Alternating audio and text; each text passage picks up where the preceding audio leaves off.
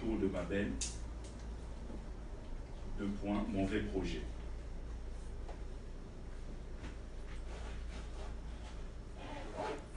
Tour de Babel, 2 points, mauvais projet.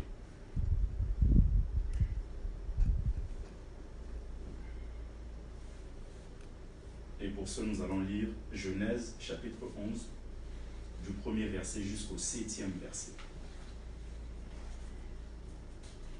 Genèse, chapitre 11, du 1er verset jusqu'au 7e verset. Si nous pouvons prendre, nous allons lire ça tous en même temps.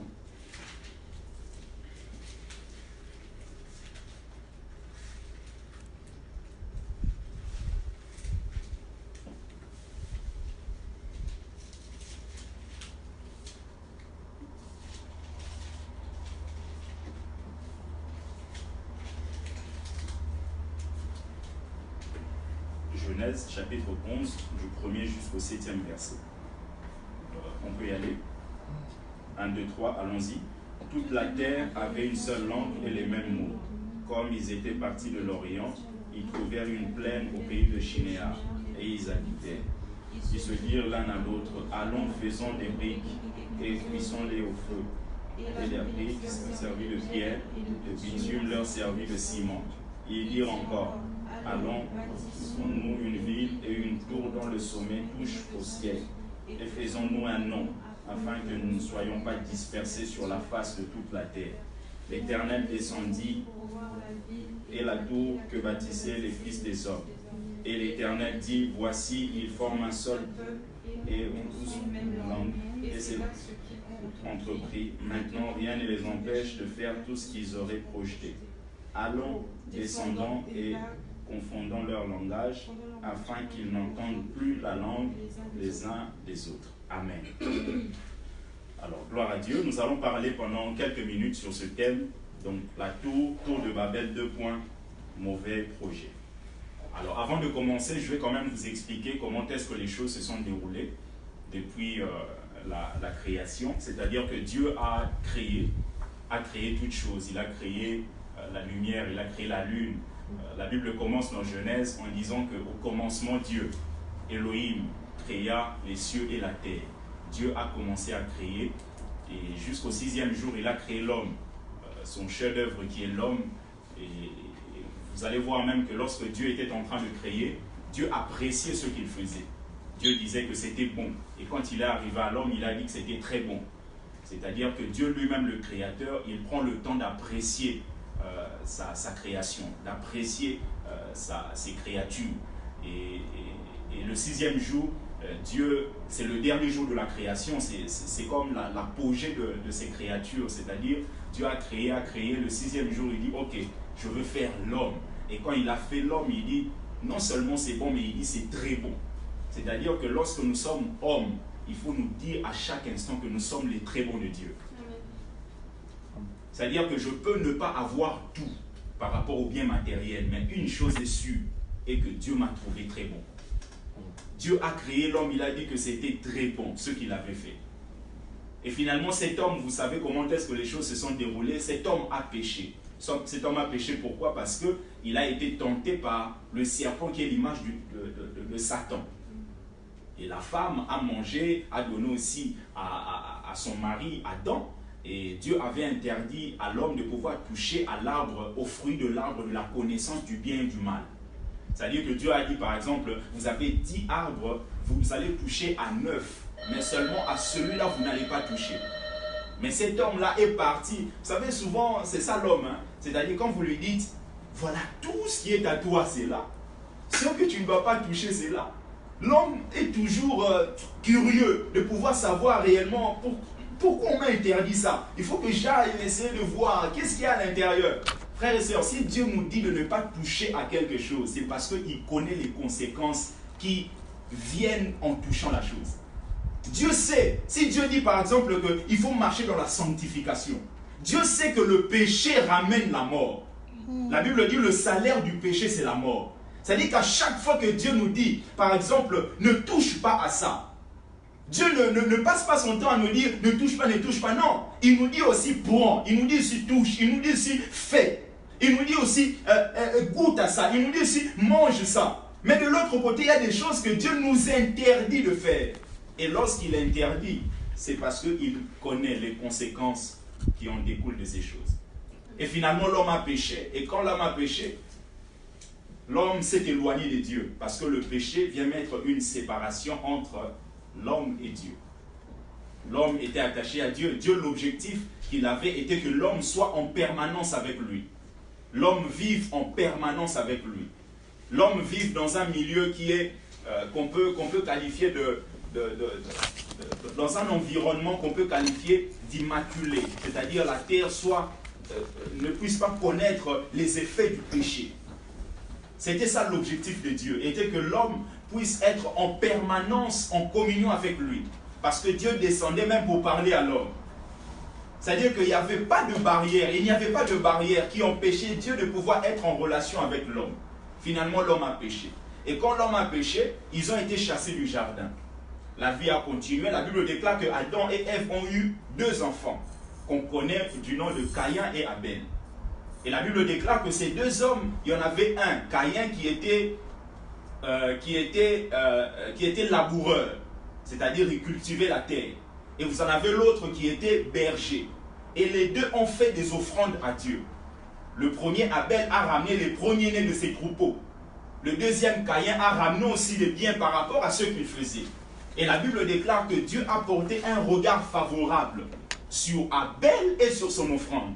Il n'a pas porté un regard favorable sur Caïn et sur son offrande. Remarquez que Dieu dit, j'ai approuvé d'abord Abel et ensuite son offrande.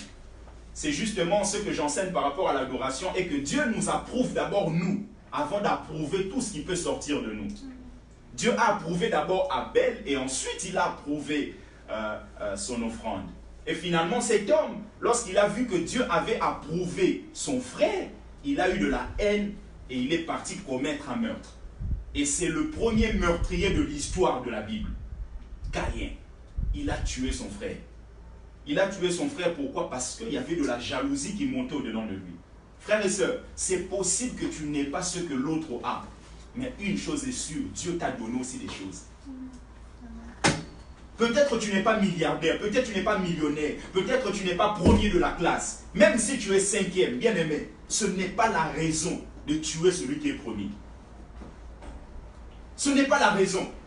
Dieu a approuvé Abel, ok, il n'y a pas de problème. Il faut maintenant se poser des questions. Comment est-ce que Abel a fait pour être approuvé par Dieu? Ce n'est pas la peine d'aller, ok, je vais le tuer. Non, si tu le tues, tu reçois quoi? Tu reçois rien. Regardez aujourd'hui comment est-ce que dans même le milieu chrétien, vous avez des gens qui mettent du poison dans la nourriture des autres. Quand tu mets du poison et ensuite tu reçois quoi? Rien. Tu ne prends même pas sa femme, tu ne prends même pas ses enfants, tu ne prends même pas son travail. Simplement parce que la haine monte dans les cœurs des gens. Et finalement, cet homme a commis ce qu'on appelle le meurtre. Et la vie a continué. Dieu a donné à Adam et Ève un autre fils qu'on appelle Seth. Et vous aviez maintenant 2 lignées. Vous avez la lignée de Caïn et vous avez la lignée de Seth. Et la lignée de Caïn, c'est la lignée qu'on peut appeler la lignée impure. Parce que sur cette lignée, dans la 5e génération, qu'on a eu le premier polygame de l'histoire de l'humanité, qui s'appelle Lémec. C'est-à-dire que dans la lignée de Caïn, le meurtrier, il est sorti le polygame. Mais dans la lignée de Seth, celui qui est venu pour remplacer Abel que Caïn a tué, la Bible déclare dans la 5e génération, il y avait quelqu'un qui s'appelle Enoch. C'est quelqu'un qui a commencé avec lui là, à célébrer Dieu. C'est-à-dire que lorsque vous êtes en train de marcher, bien aimé, il y a des choses qui viennent de nos parents, qui viennent de nos ancêtres. C'est pour cela, lorsque vous êtes en Christ, il faut être vraiment en Christ pour ne pas vivre ces choses-là. Lorsque vous regardez la lignée de Caïn, c'est d'ailleurs la lignée des gens qui ont commencé à inventer tout ce qui est instrument de musique. Je l'ai dit le vendredi, vous pouvez regarder, vous allez voir que la plupart des gens qui jouent à la musique, qui sont musiciens, leur vie ne glorifie pas vraiment le Seigneur. Regardez dans les églises, vous allez voir quelqu'un qui joue à la batterie, vous allez le voir bizarrement, il a des copines à gauche, à droite, parce que c'est tout un esprit qui règne dans ces choses. Et lorsque vous n'êtes pas conscient et vous n'avez pas la révélation de Dieu, vous pouvez marcher comme vous voulez. vous pouvez marcher comme vous voulez. Donc, dans la génération de Caïn, on a vu le premier polygame. Dans la génération de Seth, on a eu celui qui a commencé même à inaugurer l'adoration pour Dieu. Et finalement, la vie a continué. La Bible déclare qu'un jour, le monde avait connu une certaine croissance ou une prolifération de péchés. Dieu a décidé de détruire la terre parce que Dieu avait choisi un homme qu'on appelle Noé. Et lorsque Dieu a décidé de détruire la terre, Dieu a choisi Noé. Lorsque Dieu a choisi Noé, Dieu dit, ok, tu vas construire une arche. Et dans cette arche, tu vas rentrer avec ta famille et tu vas prendre quelques animaux afin que vous puissiez vous multiplier et remplir la terre par la suite. Parce que remarquez, l'objectif de Dieu dès le début était que l'homme puisse remplir la terre. Lorsque Dieu a créé l'homme, il a béni, ainsi de suite, il a dit, remplissez la terre. C'était ça la vision de Dieu. Et Dieu voulait que la terre soit remplie. Retenez ça parce que ce sera un point crucial par rapport à ce que nous allons dire concernant la tour de Babel. C'est-à-dire l'objectif de Dieu était que la terre soit remplie. Il dit multipliez-vous, remplissez la terre. Ça c'était le commandement de Dieu, c'était la recommandation de Dieu. Mais finalement, Dieu a détruit la terre, il a choisi Noé avec sa famille. 8 personnes. Et ensuite, le déluge est venu. La terre a été détruite. Finalement, Noé a trouvé grâce. Vous savez, quand vous trouvez grâce auprès du Seigneur, Dieu vous distingue. Remarquez que parmi les animaux que Noé avait choisis, avait pris, il y en avait de ceux-là qui étaient carnivores. C'est-à-dire, c'était des animaux qui pouvaient manger des gens. Mais vu que la grâce est venue par là, et qu'ils sont rentrés dans l'arche qui est l'image de Christ, les animaux qui étaient carnivores se sont transformés en herbivores. Parce que la Bible ne nous dit jamais, elle ne nous dit pas, qu'il y a un animal qui a pu manger la famille de Noé. Non. C'est-à-dire qu'il y en avait de ceux-là qui étaient carnivores. Mais vu qu'ils sont dans l'arche, l'image de Christ, ils deviennent herbivores. C'est-à-dire qu'il y a des gens qui peuvent être des meurtriers à l'extérieur. Aussi longtemps qu'ils viennent véritablement en Christ, leur vie change. Vous n'avez jamais connu des gens qui étaient des bandits. Il y avait des gens qui étaient des coureurs de jupons. C'est-à-dire que lui, il ne peut pas sortir avec une seule copine. Il peut en avoir 4 ou 5. Tout ça pourquoi? Parce qu'il était hors l'arche. Une fois qu'il vient dans l'arche, il goûte à l'amour de Dieu, la parole de Dieu, l'esprit de Dieu. La Bible dit la parole vient juger les pensées du cœur. C'est-à-dire au-dedans de lui pendant que le prédicateur prêche. La parole vient au-dedans de lui pour lui dire finalement ce n'est pas la vie que moi je veux pour toi. Et cet homme change. Cet homme change. Et Dieu a choisi Noé avec sa famille. Et ensuite, il a commencé à accomplir sa parole qui est de multiplier, de remplir la terre. Mais lorsqu'on arrive maintenant au chapitre 11, la Bible nous parle de la tour de Babel. La Bible dit que ces gens étaient unis et ils ont eu l'idée de construire une tour qui va toucher le ciel.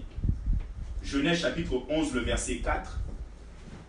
La Bible dit, ils dirent encore, allons, bâtissons-nous une ville et une tour, dont le sommet touche au ciel, et faisons-nous un nom, afin que nous ne soyons pas dispersés sur la face de toute la terre.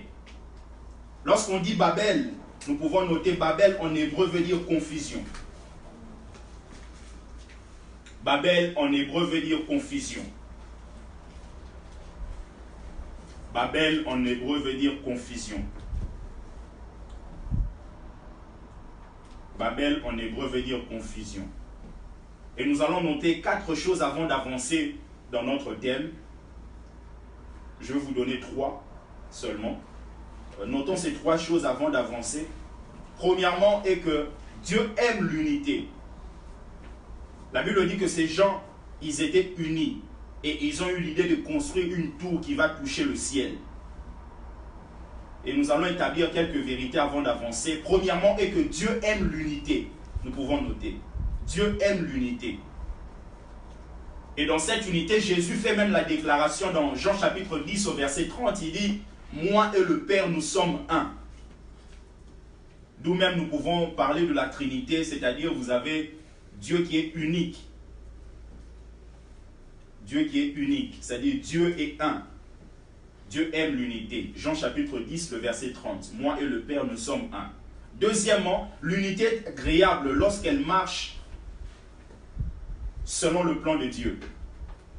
L'unité est agréable lorsqu'elle marche ou elle fonctionne selon le plan de Dieu. L'unité est agréable lorsqu'elle marche ou fonctionne selon le plan de Dieu. Et troisièmement, l'unité doit être pour la gloire de Dieu. L'unité doit être pour la gloire de Dieu. L'unité doit être pour la gloire de Dieu. Et par rapport à notre enseignement du jour, nous allons noter la grande question qui va nous permettre de pouvoir exposer la matière de ce matin. La question est dans quelle mesure les hommes qui étaient à la base de la tour de Babel ont-ils péché? Dans quelle mesure les hommes qui étaient à la base de la tour de Babel ont-ils péché? Notons cette question, ça va nous permettre d'avoir de la matière pour pouvoir comprendre que c'était un mauvais projet. Dans quelle mesure les hommes qui étaient à la base de la tour de Babel ont-ils péché? Dans quelle mesure?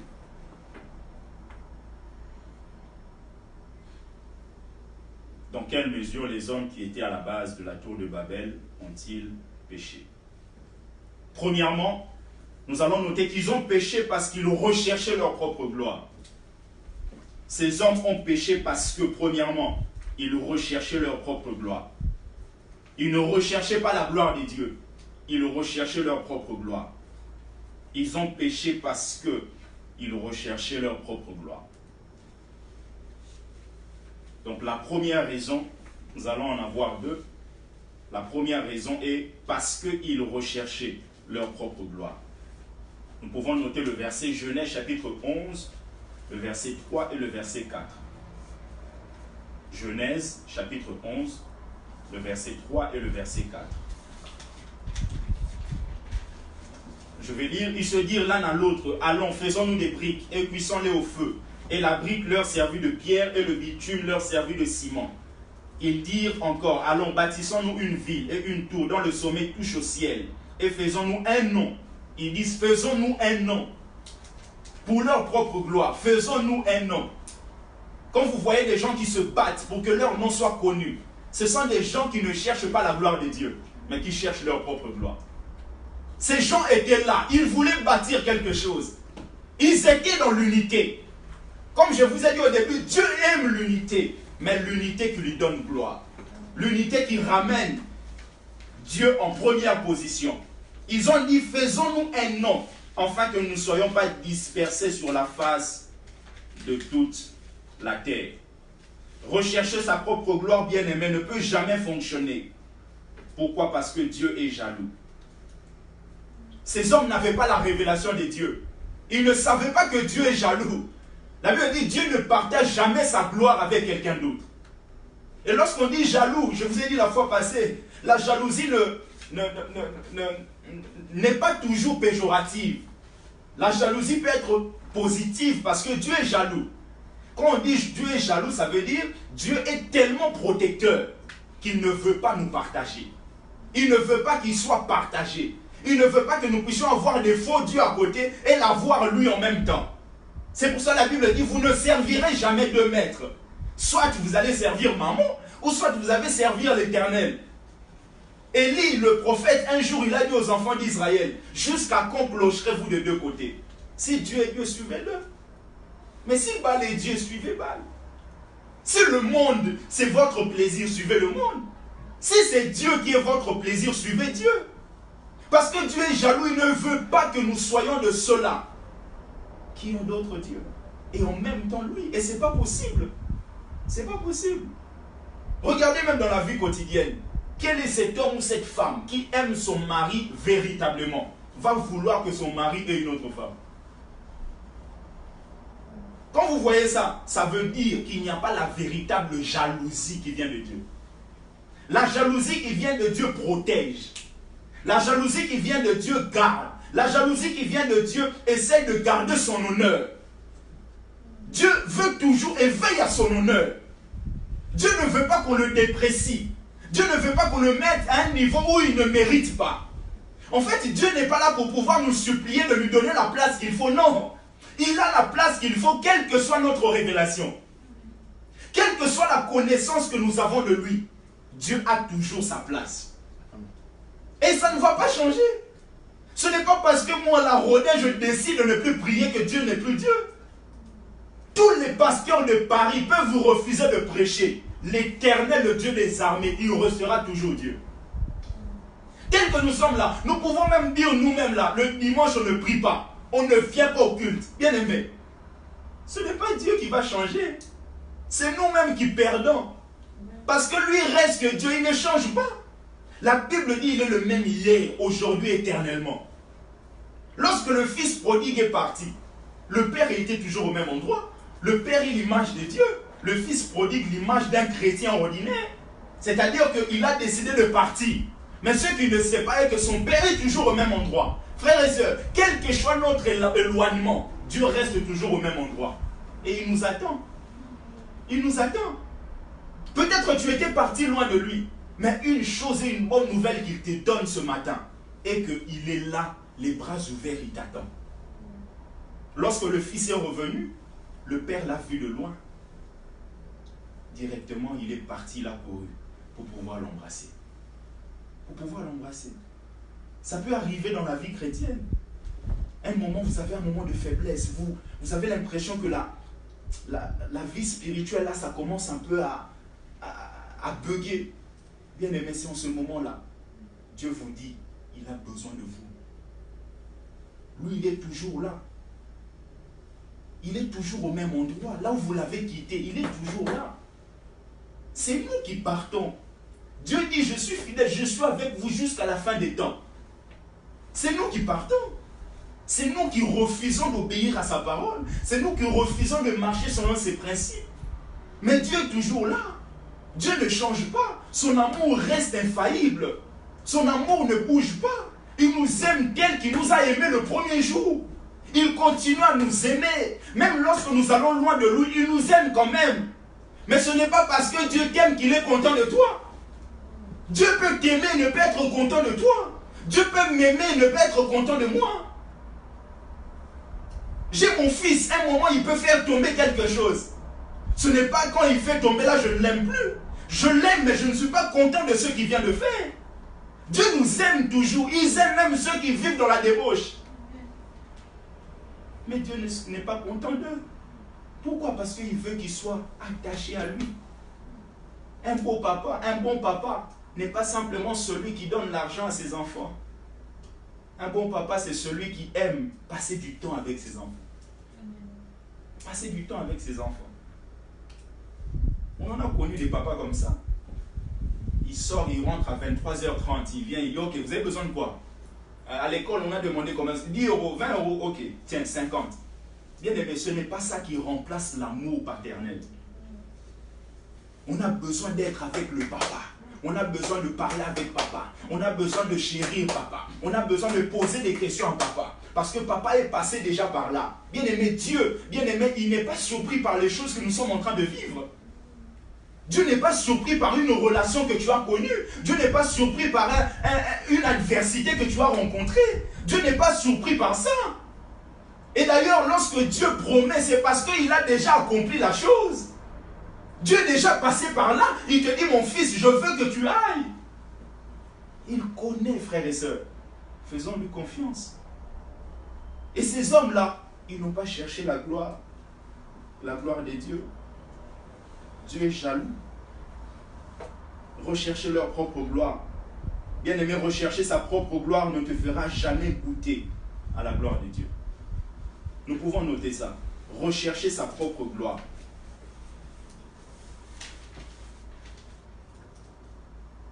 Pour rechercher notre propre gloire, ne nous fera jamais goûter à la gloire de Dieu. Rechercher notre propre gloire ne nous fera jamais goûter à la gloire de Dieu. Faire pour la gloire de Dieu ouvre une grande porte pour vivre sa gloire. La gloire de Dieu qui est le poids de sa présence qui nous distingue. La gloire de Dieu qui est l'éclat qui entoure la révélation de sa personne. Lorsqu'on parle en hébreu, on dit kabod, kabod en hébreu. Pour parler de la gloire, nous pouvons noter kabod. Kabod, K-A-B-O-B.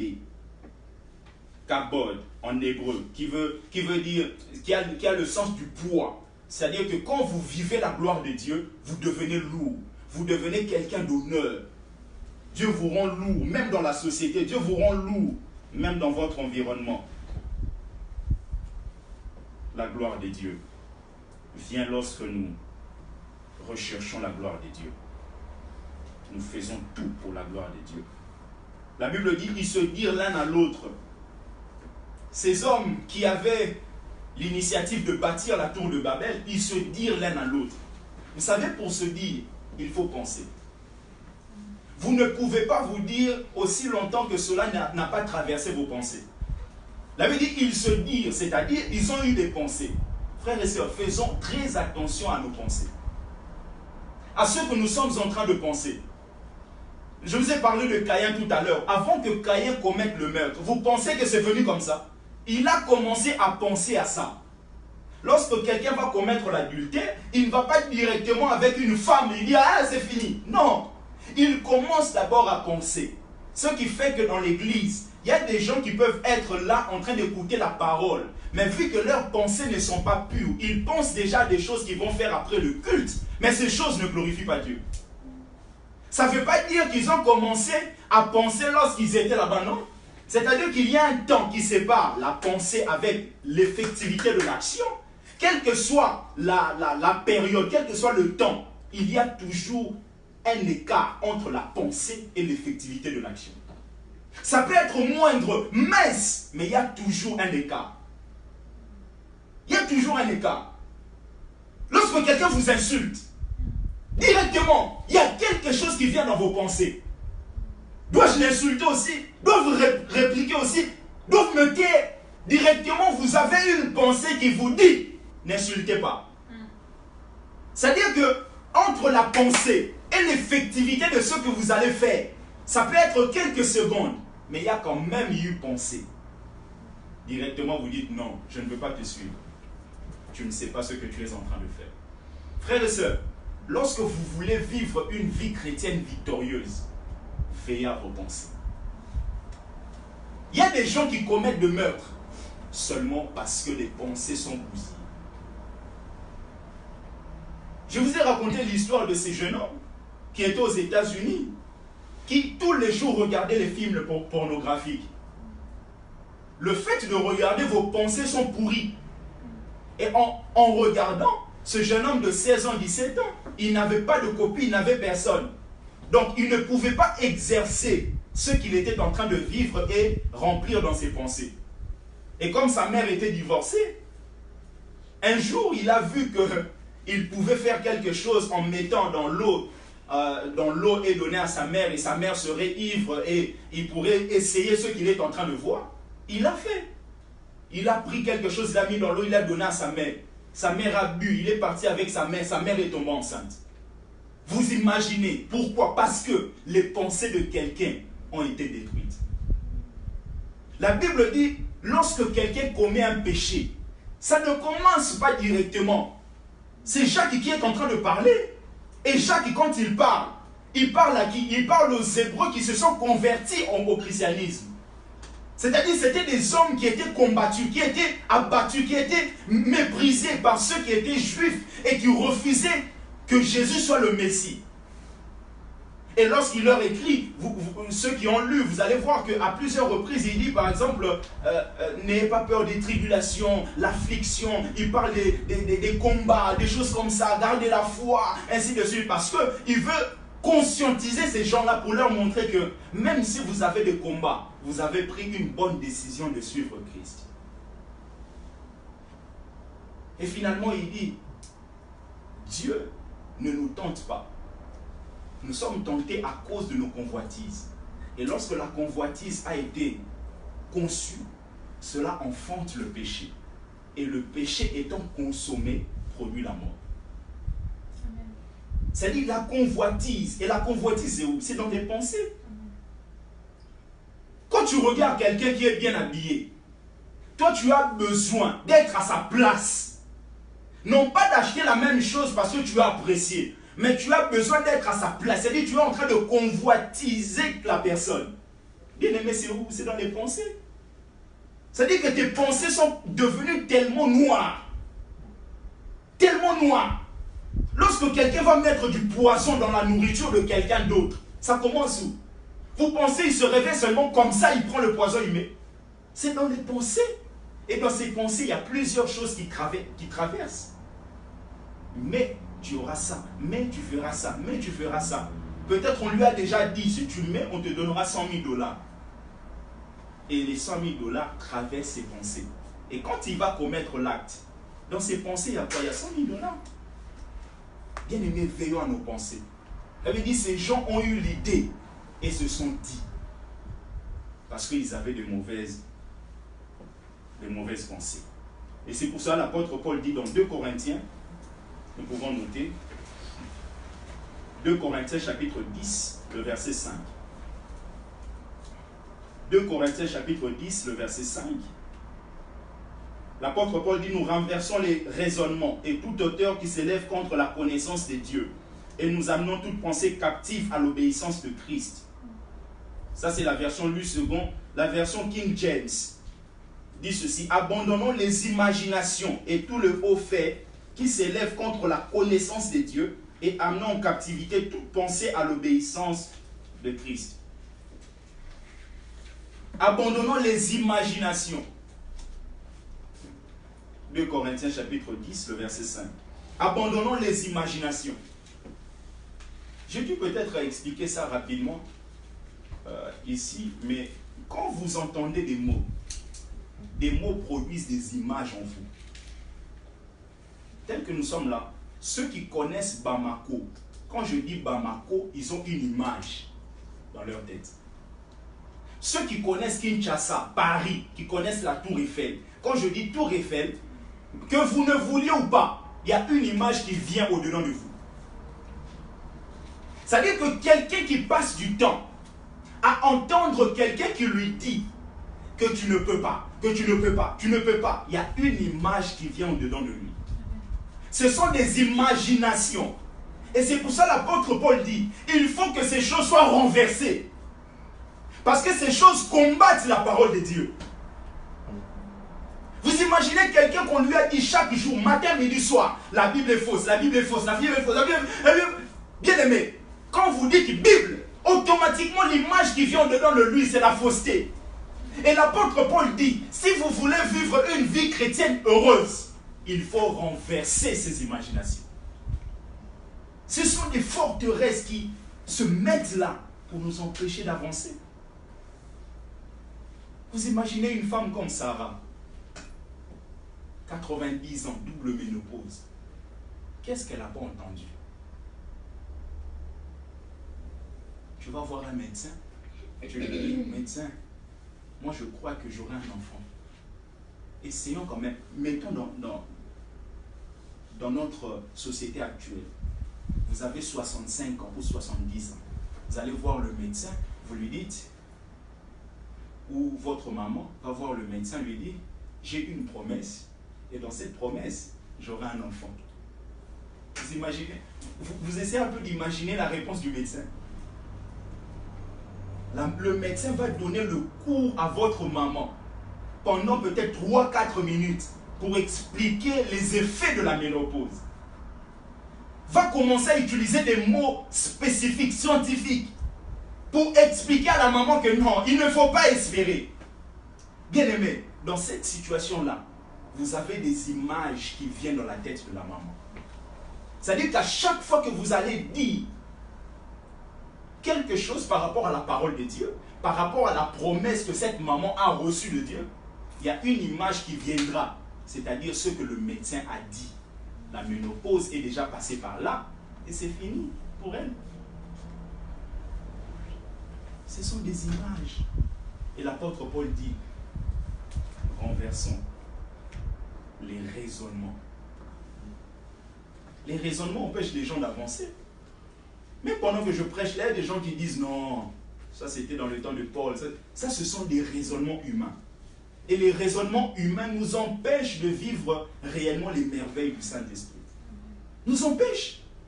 Les raisonnements. Quand quelqu'un te dit, ok, Dieu m'a montré qu'à la fin du mois tu auras ça.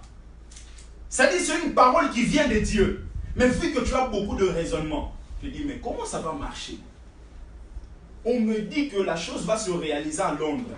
Je n'ai même pas encore de papier. Comment je vais arriver à Londres? Même ce Dieu-là, il ne sait pas que aller sans papier là-bas, c'est un problème. Bien aimé, les raisonnements vont t'empêcher de pouvoir rentrer dans la terre promise. Lorsque Dieu dit, bien aimé, quel que soit le contexte actuel, une chose est sûre, il peut changer le contexte. Il peut changer ça. Il peut transformer ça. Dieu est capable de créer l'atmosphère afin que ta bénédiction te soit réellement accordée. Il est capable. Il est capable. Les péchés commencent dans les pensées. Donc ces gens qui construisaient la tour de Babel cherchaient leur propre gloire. Bien-aimés, dans nos vies, cherchons la gloire de Dieu. Cherchons la gloire de Dieu. Dans tout ce que tu fais, dans ton travail, dans tes activités, au travail, à l'école, cherche la gloire de Dieu. C'est pour cela 1 Corinthiens chapitre 10. 1 Corinthiens chapitre 10, le verset 31. 1 Corinthiens chapitre 10, le verset 31. La Bible dit, soit que vous mangiez, 1 Corinthiens chapitre 10, le verset 31.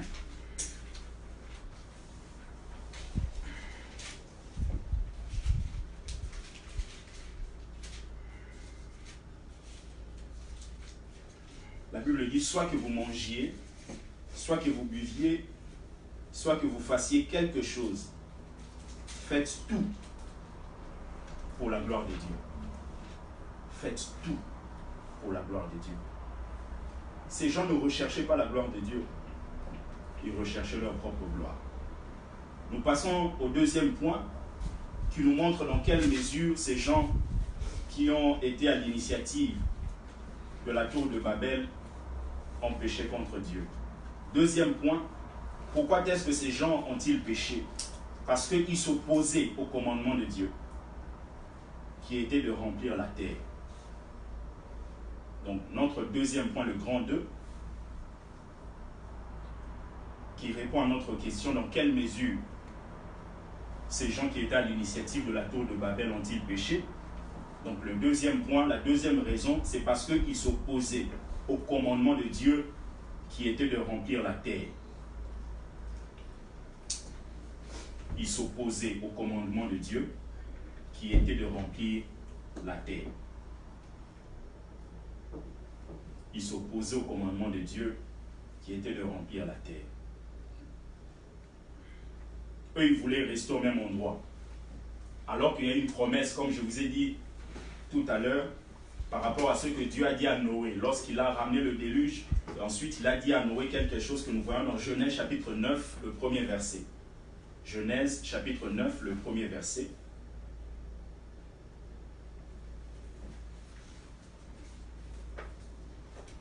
Dans Genèse chapitre 9, le premier verset.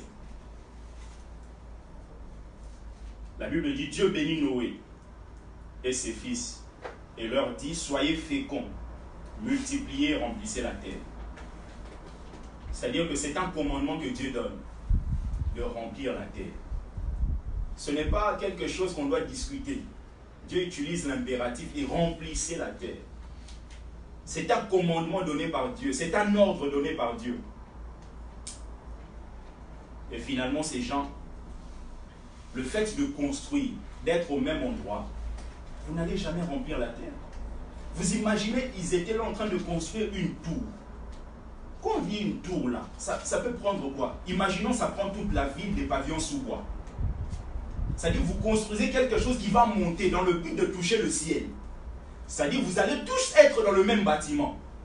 Mais la promesse ou le commandement de Dieu de remplir la terre ne va jamais se réaliser. C'est pour cela que vous voyez que ces hommes qui étaient à l'initiative de cette tour désobéissaient à Dieu parce qu'ils allaient à l'encontre de l'ordre que Dieu avait donné. L'ordre de Dieu, c'était de remplir la terre. Et ces hommes sont restés au même endroit. Vous savez, lorsqu'on parle de l'église primitive, nous voyons, lorsque Jésus-Christ est parti, l'ascension, l'église est restée, l'église a vécu ce qu'on appelle la Pentecôte. Ils ont été revêtus de la puissance, parce que Jésus avait déjà promis dans Jean chapitre 20-21, que ne partez pas encore, attendez à Jérusalem d'être revêtus par la puissance du Saint-Esprit. Et finalement, ces gens qui sont restés, Jésus avait dit, ne partez pas encore parce que vous serez revêtus de la puissance et vous serez mes témoins à Jérusalem, dans la Judée, Samarie et jusqu'aux extrémités de la terre. C'est-à-dire que l'objectif de Dieu, ce n'était pas simplement Jérusalem, c'était la Judée, c'était la Samarie, c'était les extrémités de la terre. Mais remarquez une chose, lorsque vous étudiez ça, je vous épargne de tous les versets, mais vous pouvez lire Actes chapitre 1er jusqu'au chapitre 10. Vous allez voir tout ce que je vais vous dire pendant 3-4 minutes. C'est-à-dire que ces hommes-là, ces apôtres qui étaient là à Jérusalem, ils attendaient la promesse. Finalement, ils ont été visités par la puissance de l'Esprit. Ils ont commencé à parler à de nouvelles langues. Mais la Bible déclare que ces hommes-là, lorsqu'ils ont vécu, pendant des années, ils étaient toujours à Jérusalem. Alors que la promesse était là. C'est-à-dire, vous allez être d'abord à Jérusalem, vous allez commencer là. Et ensuite, vous allez partir, Samarie, Judée, jusqu'aux extrémités de la terre. Et finalement, la persécution est arrivée. Écoutez bien. Lorsque la persécution est arrivée, la persécution a permis à plusieurs chrétiens de se disperser. Mais les apôtres qui avaient reçu la promesse, ils étaient toujours à Jérusalem. Lorsque la persécution est passée, c'est alors qu'un homme qu'on appelle Étienne. Étienne est parti dans une ville qu'on appelle Samarie. Lorsqu'il est arrivé à Samarie, la Bible déclare qu'il a prêché le Christ. Et lorsqu'il a prêché, il y a plusieurs personnes qui se sont converties. Et plusieurs personnes ont été libérées de puissances démoniaques, ainsi de suite. Il a opéré plusieurs miracles. Et lorsqu'il a opéré ça, c'est alors que, par rapport à l'autorité apostolique des apôtres, il a appelé les apôtres pour qu'ils viennent, afin d'imposer les mains à ceux qui avaient reçu Jésus et de recevoir en même temps le Saint-Esprit. C'est alors que Jean et Pierre sont arrivés en Samarie. Lorsqu'ils sont arrivés, ils ont imposé les mains aux gens.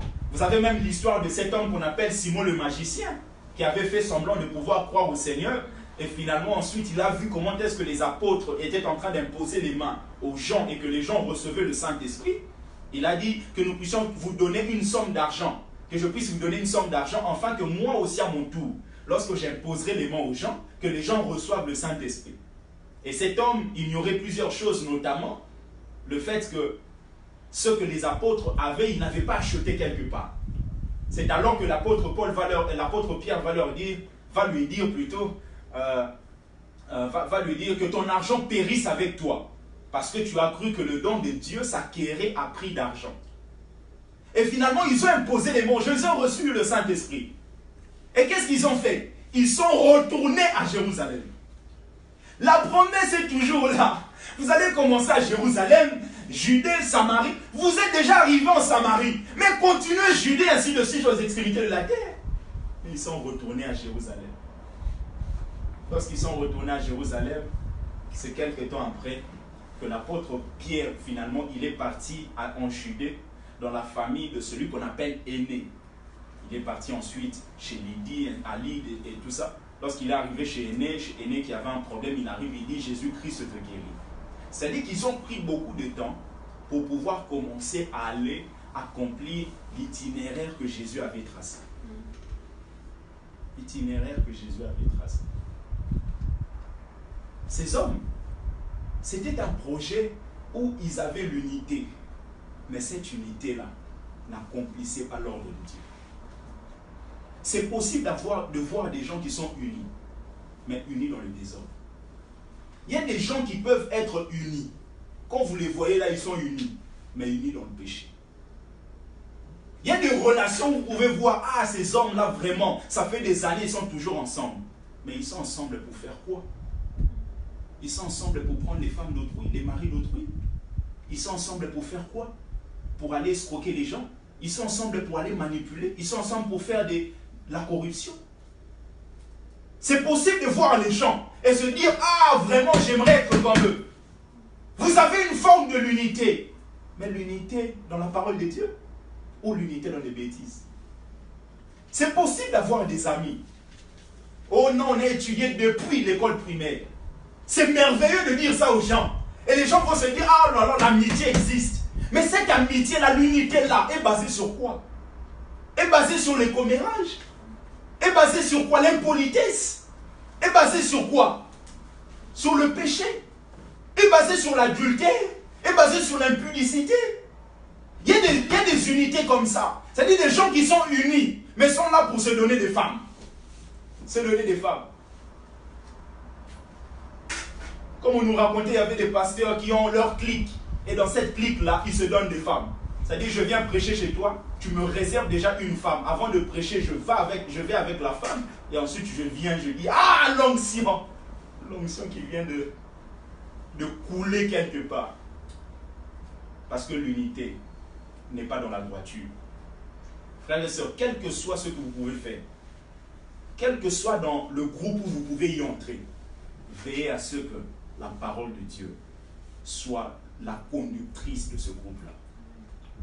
Parce que sinon, vous allez rentrer dans n'importe quoi et vous allez regretter demain.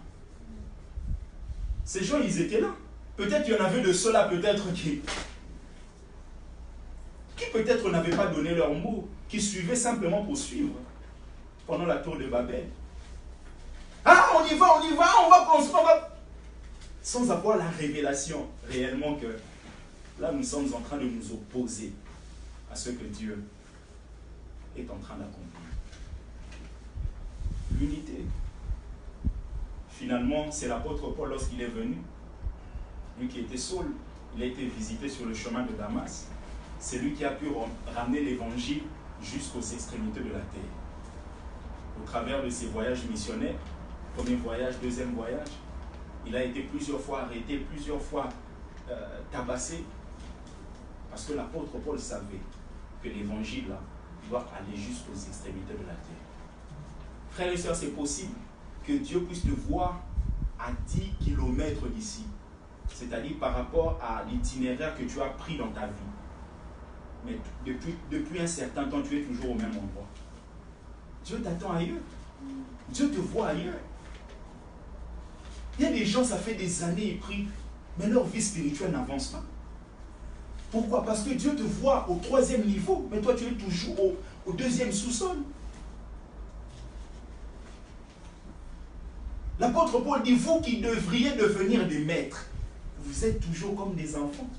Il dit aux Corinthiens, il dit, vous êtes toujours là à prendre le lait et non la nourriture solide. Et lorsque quelqu'un vit ces choses, bien aimé, c'est, si on peut le dire, une tristesse dans le cœur de Dieu. Vous imaginez, vous puissiez avoir un enfant, après 10 ans, il a 11 ans, il ne mange rien, toujours le lait, toujours le biberon. Au-dedans de vous, ce ne sera pas la joie. C'est possible que Dieu puisse nous voir au 5e étage, mais nous sommes toujours au rez-de-chaussée. Pourquoi? Parce que nous ne voulons pas suivre les priorités de Dieu. Dieu a ses priorités. Lorsque la Bible dit cherchez premièrement le royaume des cieux, c'est-à-dire c'est la priorité de Dieu. Les autres choses là, ça concerne qui? Ça concerne nous. Et Dieu ne veut pas que nos besoins lui soient la priorité. Nos besoins nous soient la priorité. Non. Il veut d'abord ses affaires soient la priorité. C'est pour cela Jésus, quand il est venu, il dit, je suis venu pour accomplir les affaires de mon Père. On lui dit, mais tu n'as pas mangé. Il dit, non, j'ai mangé une autre nourriture. Et les gens se posent, mais oh, qui lui a donné la nourriture? Il dit non, parce que ma nourriture, c'est d'accomplir la volonté de mon Père. Bien-aimé, tu as accompli la volonté de qui? Quand tu te réveilles le matin là, c'est pour la gloire de qui? De toi-même? De tes parents? De la société? Quand tu te réveilles le matin, le lundi matin, par exemple demain là, tu te lèves à 6h, 7h, 8h. Bien aimé, quel est l'objectif au-dedans de toi? De plaire à qui? À Dieu ou aux hommes? Quand vous voulez plaire aux hommes, vous ferez tout pour que les hommes vous apprécient. Mais en faisant tout pour les hommes, vous n'allez rien faire pour Dieu. Amen. Amen. Amen. Vous n'allez rien faire pour Dieu.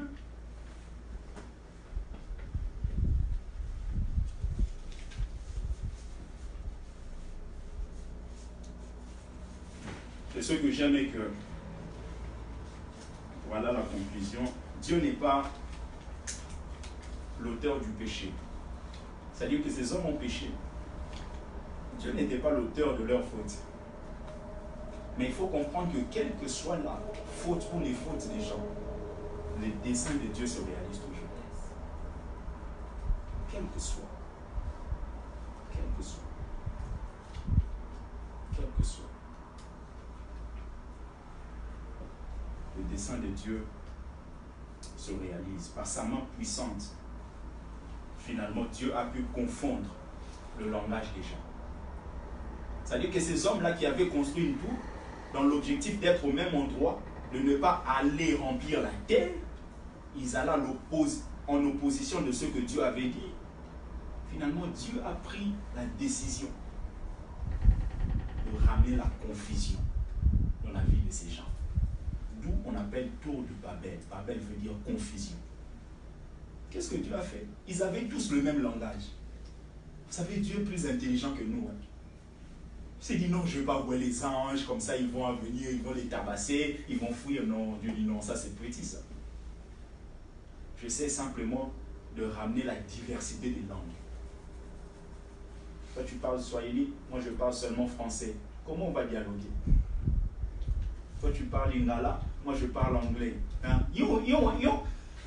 Chinois, moi je parle chinois. Directement, ça nous pousse à vivre séparément. Et finalement, la vision de Dieu de remplir la terre a fini par se réaliser. Bien aimé, quelle que soit la prolifération des péchés, les desseins de Dieu finissent par s'accomplir. Quel que soit. C'est pour cela dans ta vie, les combats peuvent venir. Mais si Dieu a dit, et tu restes en contact avec lui, tu finiras par vivre ces choses. Tu finiras par vivre ces choses. Dieu a confondu. Dans Genèse chapitre 11, le verset 7, Dieu dit, allons. Genèse chapitre 11, le verset 7. Dieu dit, allons, descendons. Et là, confondons leur langage. Genèse 11, le verset 7. Allons, descendons, confondons leur langage, afin qu'ils n'entendent plus la langue les uns des autres. Et l'Éternel les dispersa loin de là, sur la face de toute la terre. La Bible dit, et ils cessèrent de bâtir la ville. Dieu n'a pas utilisé une puissance qu'on pouvait imaginer. C'est dire, mais finalement, Dieu va envoyer une armée des anges. Parce que quand vous étudiez la parole de Dieu, un ange dans 2 Rois chapitre 18, je crois, un ange a eu la capacité de détruire un peu plus de 185 000 personnes. Dieu aurait pu envoyer peut-être une légion, 2 légions. Vous imaginez Jésus un jour, avant d'être crucifié, lorsque les gens sont venus pour l'arrêter, Pierre a pris son couteau, ce qu'il avait, il a coupé l'oreille de quelqu'un. Jésus lui dit, non, ne fais pas ça, parce que celui qui tue par l'épée finira par mourir par l'épée. Il dit, mais ne crois pas que ceux qui sont en train de faire là, c'est simplement parce que mon Père a décidé. Il dit, mon Père, je peux l'invoquer maintenant. Il peut m'envoyer plus de 12 légions d'anges. Imaginez qu'une légion, c'est autour de 6 000 soldats environ. Maintenant, vous prenez 6 000, vous multipliez par 12. Vous avez autour de 186 000 anges. 180 000 anges. Maintenant, dans les 180 000 anges, la Bible nous montre qu'un ange a pu détruire plus de 185 000 personnes. Maintenant, vous mettez 185 000 fois 180 000. Mais toute la terre est finie. Mais Jésus dit non. Je dois accomplir ce à quoi j'ai été appelé. Je dois accomplir. Dieu a dit descendons, confondons leur langage. Lorsque vous étudiez par exemple Roboam qui a refusé d'écouter le conseil des vieillards, ce n'était pas Dieu qui l'avait poussé, c'est lui-même. Mais Dieu avait un plan. Dans le plan de Dieu était que Jéroboam puisse avoir une partie des tribus. Mais qu'est-ce que Dieu a fait? A utilisé simplement la stupidité de Roboam pour pouvoir donner à Jéroboam. C'est pour cela qu'on dit que personne n'est indispensable. C'est-à-dire que Dieu peut t'accorder des choses. Mais si tu ne fais rien avec, il le prendra et donnera à quelqu'un d'autre.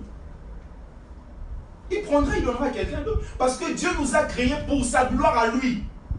Pas pour notre gloire. Donc si Dieu remarque que toute la gloire revient à l'homme, bien aimé, Dieu défend son honneur. Il utilisera quelqu'un d'autre. Ça, vous allez voir, vous savez, même dans le ministère, il y a tout un projet, il y a tout un parcours. Ce n'est pas du jour au lendemain comme ça, tu deviens grand, tu deviens non. C'est toute une histoire que tu dois avoir. Et plusieurs personnes ont eu des histoires avec Dieu. Mais ensuite, Dieu n'avait plus sa place. Et dans peu de temps, Dieu les a écartés. Pourquoi? Parce que tout ce qu'ils faisaient était pour eux-mêmes. Vous allez voir un pasteur qui rentre, il fait lui-même le séminaire. Lui-même, il organise le séminaire. Mais lui-même, il arrive toujours 2 heures après le commencement du culte.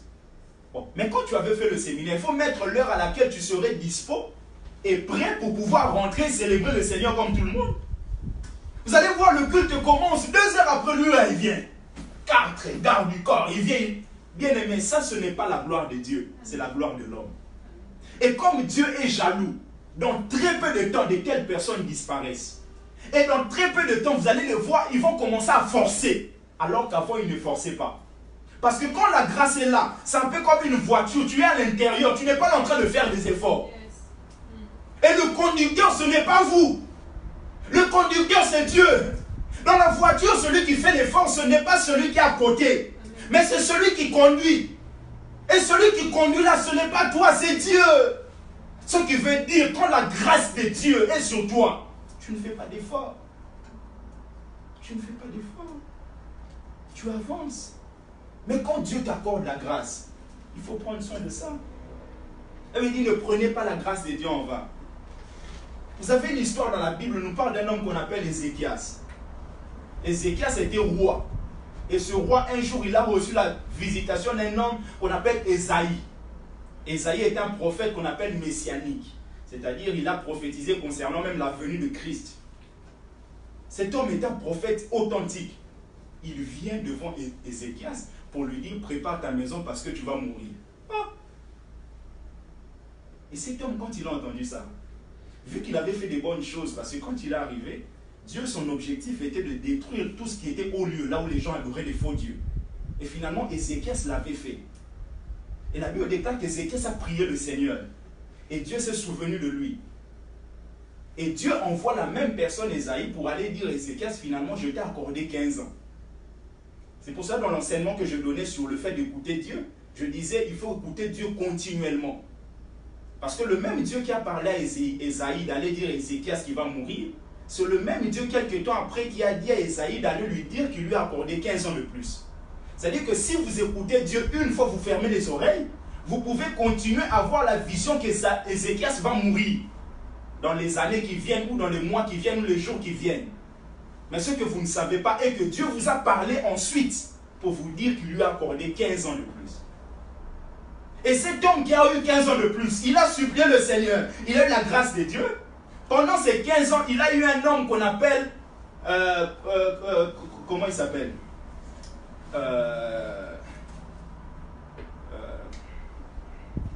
je vais trouver le nom de... Il a eu un enfant qu'on appelle Manassé. Il a eu un enfant qu'on appelle Manassé, et cet homme Manassé, il avait 12 ans. Vous imaginez, à 12 ans, il est devenu roi. Mais à 12 ans, qu'est-ce qu'il a fait? Il a fait pire que ceux qui étaient avant son père. Il a rétabli les autels, les hauts lieux que son père avait détruits. Il a commencé même à sacrifier son propre fils, à le brûler au feu. Cet homme, c'est-à-dire, il est la réponse. Il est venu pendant le temps de grâce que Dieu a accordé à son père. Vous imaginez? C'est-à-dire que Dieu t'a dit, tu vas mourir. Mais toi, tu dis, Seigneur, souviens-toi de moi. Dieu t'accorde 15 ans. Tu as la joie d'avoir ces 15 ans, mais pendant les 15 ans, tu as enfanté un monstre. Il faut faire attention à la grâce que Dieu vous accorde. C'est possible que la grâce, là, demain, on ne puisse même plus vous reconnaître. J'imagine Ézéchias là où il était. Parce qu'il était déjà mort, il pouvait se dire, mais finalement, qu'est-ce que j'ai fait? Pourquoi je n'étais pas parti? Pourquoi j'avais demandé 15 ans de plus? Parce que c'est pendant ces 15 ans que j'ai engendré un monstre. Je vais quand même lire pour vous. Nous sommes pour que vous voyez comment est-ce que Manassé a fait des choses. Oh Seigneur.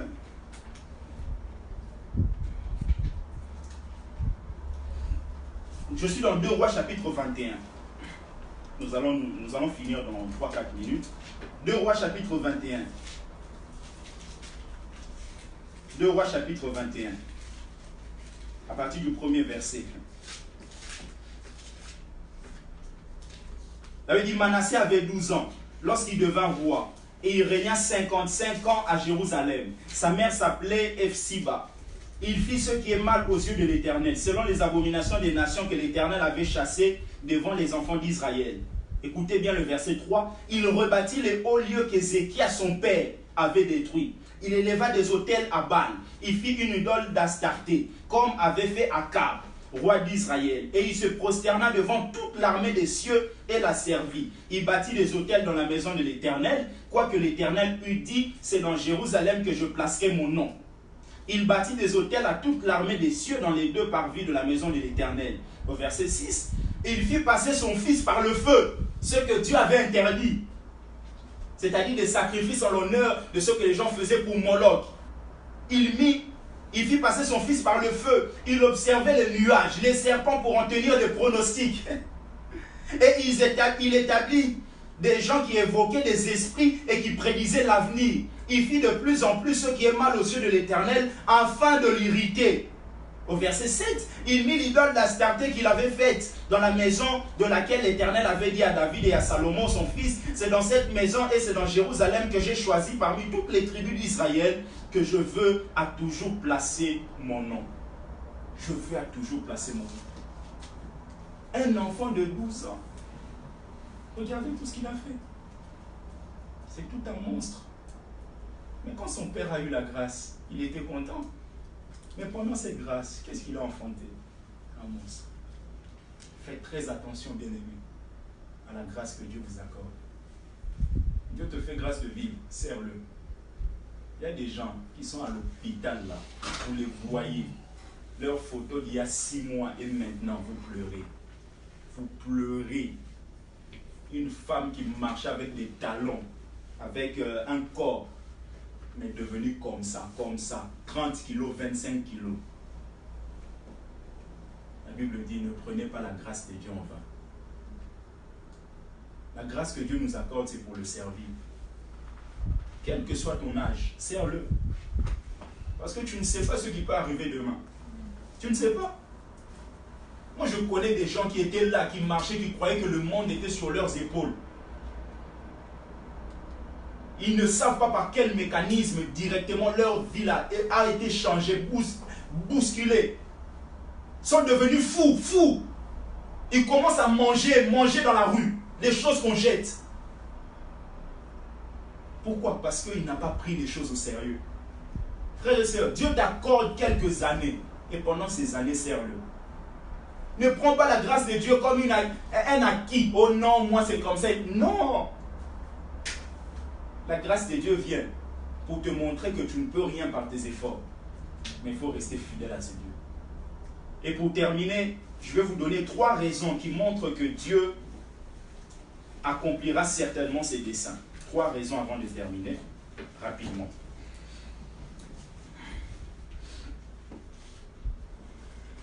Trois raisons. Je ne vais pas trop rentrer dans les détails, mais notons-les comme ça, on pourra revenir prochainement. Les desseins de Dieu s'accompliront car, premièrement, il est omniscient. Premièrement, il est omniscient. Omniscient. Omniscient est composé de 2 mots en latin. Vous avez premièrement omnis, omnis, en latin qui veut dire tout, omnis. Et vous avez scientia, c'est S-C-I-E-N-T-I-A. Vous avez premièrement omnis, en latin qui veut dire tout, et vous avez scientia, S-C-I-E-N-T-I-A, qui veut dire connaissance. Donc, pourquoi est-ce que les desseins de Dieu s'accompliront certainement? C'est parce que Dieu possède toute la connaissance. Parce que Dieu possède toute la connaissance. Et en étudiant la Bible, vous allez voir même que Jésus était en train de dire aux gens qu'il n'avait pas besoin que les gens puissent rendre témoignage parce que lui-même, il savait ce qui était dans l'homme. Il connaissait, il avait toute la connaissance. Deuxièmement, pour finir, et nous allons voir le 3e point, parce qu'il est omnipotent, omnipotent. Dieu va réaliser ses desseins, réalise ses desseins, même dans nos vies, même dans ce monde, parce qu'il est omnipotent. Omnipotent, ça veut dire celui qui possède toute la puissance, c'est-à-dire le Tout-Puissant. Parce qu'il est omnipotent. Omnipotent, ça veut dire celui qui possède toute la puissance, c'est-à-dire qu'il est le Tout-Puissant. Et il faut toujours avoir en tête que la toute-puissance de Dieu, ça ne veut pas dire qu'il fait n'importe quoi.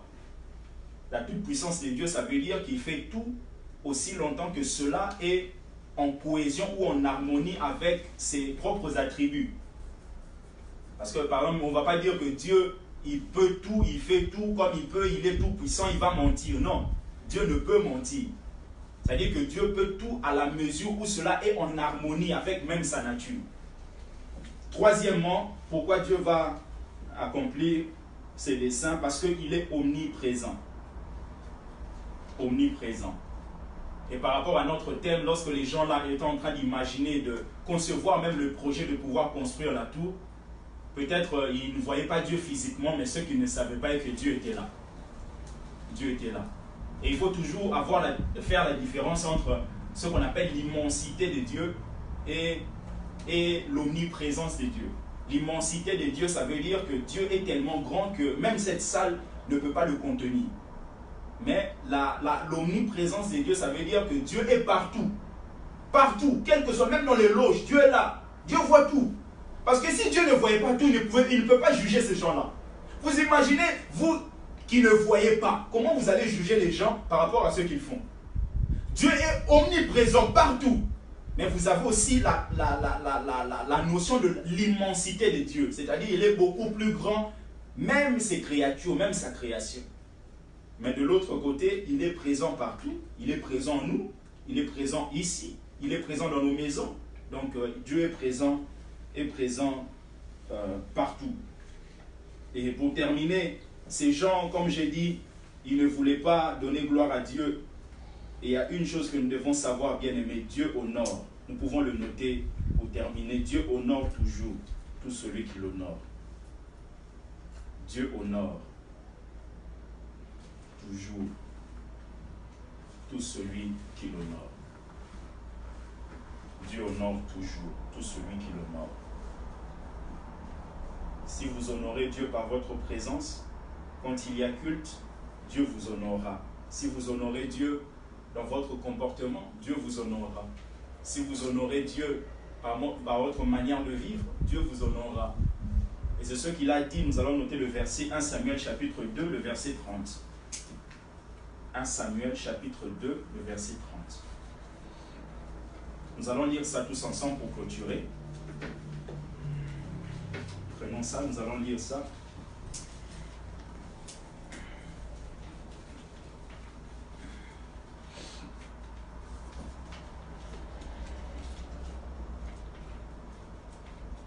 « 1 Samuel chapitre 2, le verset 30.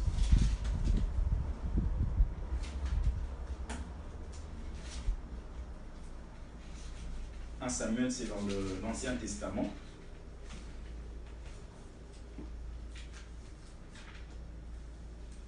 C'est parmi les 7 premiers livres, les 8 premiers livres.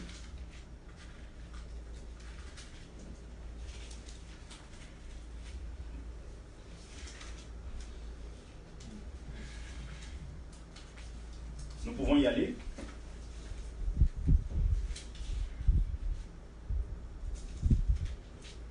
Janice, c'est bon? Oui. Ok. Allons-y. 1, 2, 3, le verset 30. C'est pourquoi, voici ce que dit l'Éternel, le Dieu d'Israël. J'avais déclaré que ta maison et la maison de ton père marcheraient devant moi à perpétuité. Et maintenant, dit l'Éternel, loin de moi, car j'honorerai celui qui m'honore, mais ceux qui me méprisent seront méprisés. Amen.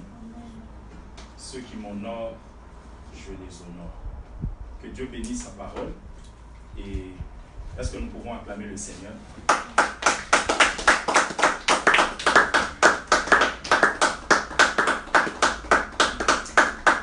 Nous allons prier par rapport à ce message. Nous avons vu que ces gens avaient un projet, mais c'était un mauvais projet, la tour de Babel. Nous allons prier que le Seigneur nous fasse grâce et que toute notre vie puisse donner gloire à Dieu et que le Seigneur puisse encore recevoir la gloire par rapport à notre marche, par rapport à ce que nous sommes en train de faire. Prions au nom de Jésus.